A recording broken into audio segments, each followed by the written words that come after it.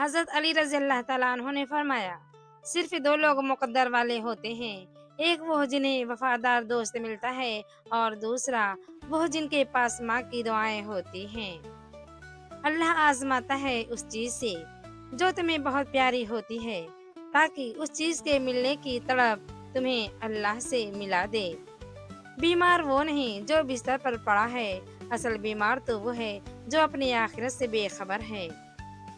اللہ کی رحمت گھیر لیتی ہے اس مکان کو جو سن کر اڑ جاتا ہے فجر کی اذان کو۔